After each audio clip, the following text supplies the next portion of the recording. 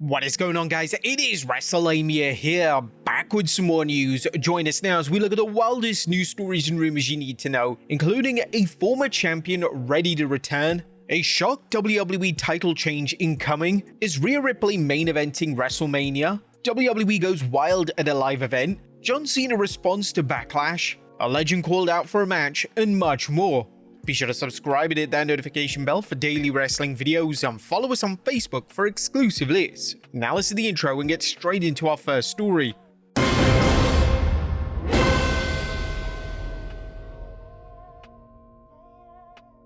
Our first story looks at a former WWE champion ready to return. Now our top story today looks at the latest return coming to WWE television. Royal Rumble season is officially heating up, and now it's been reported that former WWE Women's Champion Tiffany Stratton is now injury-free and is ready to return to WWE programming. The first outlet who reported this were BodySlam Plus via Patreon, and the outlet added that Stratton is expected to play a prominent role for WrestleMania 42 this coming April. Sources confirmed to BodySlam that Stratton has been out of action with an undisclosed injury, but she's now ready to return. Tiffany Stratton was last seen on WWE television at Saturday night's main event on November 1st, where she lost the WWE Women's Championship to Jade Cargill. Stratton is expected to be featured prominently headed into WrestleMania. Now there's now speculation on what exactly Stratton's role could be at WrestleMania. Stratton versus reigning champion Jade Cargill has been done a number of times last year, and fans are definitely crying out for something new and fresh. Does Stratton get drafted to Raw? That's certainly an option, and we can certainly expect her to stake a claim for one of the top prizes within the women's division when she makes her return. Next up, a shock WWE title change incoming. Now we've already seen a shocking title change this month as Drew McIntyre defeated Cody Rhodes to become WWE Champion, but this may not be the only title change we see before WrestleMania. According to Ibu of Self-Made, the original WrestleMania plans were indeed Roman Reigns versus Cody Rhodes Part 3, and Reigns was going to defeat Rhodes for the WWE title. The original direction was literally simply Cody is going to hold this deal until Mania, and then Roman was going to go to Mania and beat him. Triple H wanted to get some surprises in there, and he wanted to maybe throw some monkey wrenches into the road. He wants Cody to win. The report added that McIntyre pitched an angle which saw him inserted as the middleman in the feud. Drew McIntyre was the guy who pitched this, and Drew was smart because now what he realized is, I'm pitching things that can benefit me, but I know it'll go through because it'll benefit the overall promotion and what they're trying to do with their big thing. The plan as of last week was Drew McIntyre was going to be the middleman in this Cody Roman story. The idea was going to be Drew McIntyre was going to hold a championship. It was going to lead to Cody Rhodes shifting his character ever so slightly. The report culminates by saying that Rhodes was most likely going to defeat McIntyre before WrestleMania, and remains to be seen if that's still on the table. Roman Reigns was most likely going to challenge Drew McIntyre and beat Drew McIntyre at some point in this process, and then he was going to face a challenging Cody Rhodes at WrestleMania,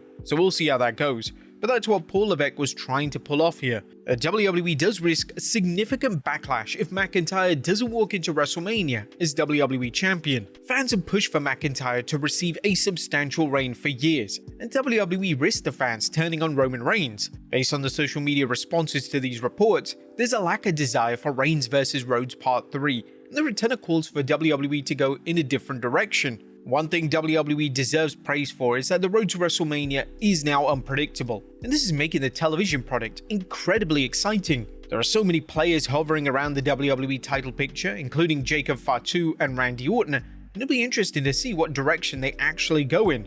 It all acts as very interesting programming. Next up, NXT wrestlers were blindsided by the raids.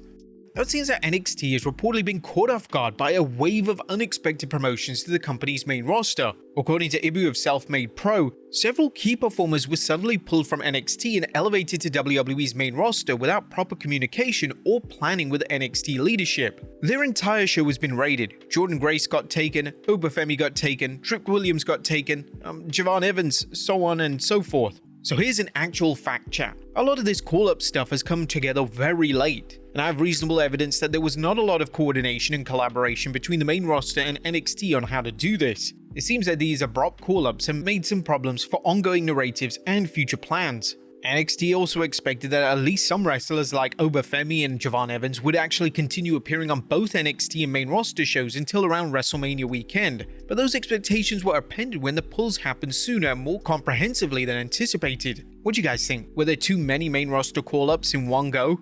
Next up is Rhea Ripley main eventing WrestleMania. Could Rhea Ripley be about to main event Mania 42? Well, according to the report on Self-Made, WWE is considering Ripley versus Io Sky for WrestleMania, and it could main event either Night 1 or Night 2 of the show. The only women's match that would main event WrestleMania this year would be that matchup, Rhea versus Io. Io versus Rhea would be a match that could main event one of the nights, and that's been mentioned in meetings. The report adds that the plans for the Women's World title are up in the air for WrestleMania, but Ripley versus Sky is a match that has been considered. Next up is a SmackDown GM actually wrestling.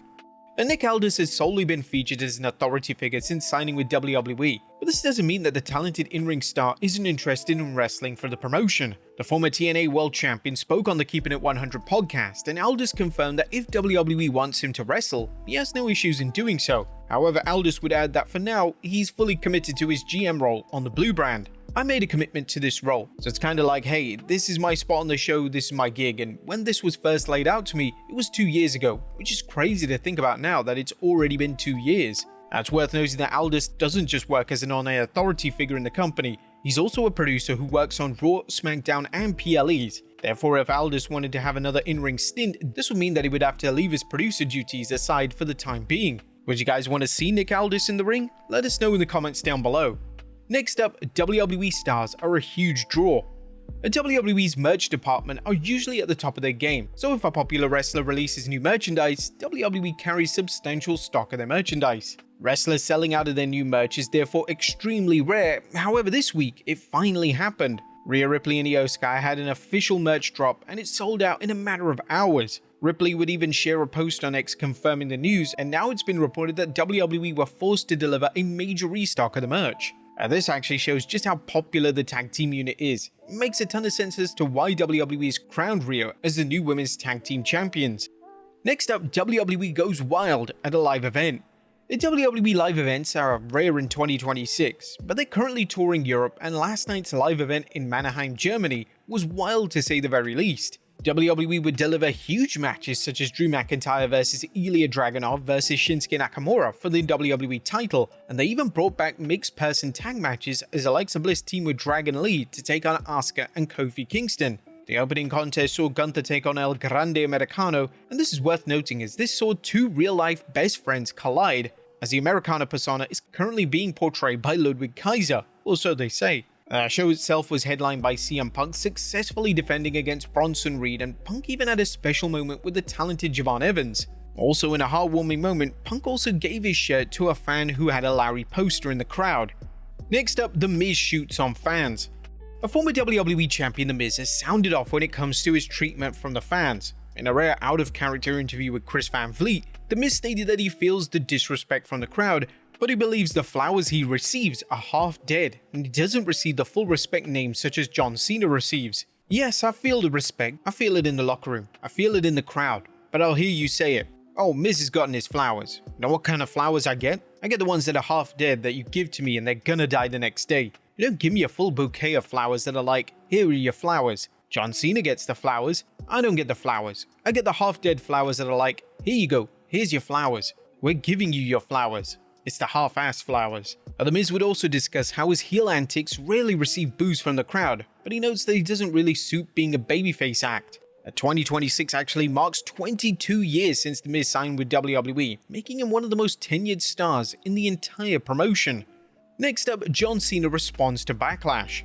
John Cena has publicly addressed the Backlash to his final match versus Gunther. A lot of fans were critical of Cena tapping out against Gunther, and during a recent fan expo, this is what Cena had to say when it comes to the vast criticism. Thank you for being vocal enough to express how you felt. I put together a story that I think y'all would enjoy. When there's a critical opinion out there, I'm all ears. Don't ignore critics. I'm thankful for them at DC and everywhere before that. Like I said, I guess it kind of parallels my career.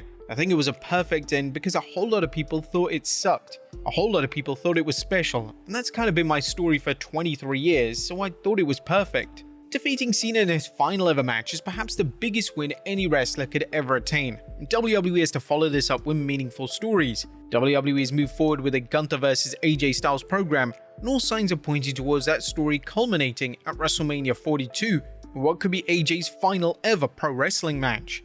And finally, a WWE legend called out for a match.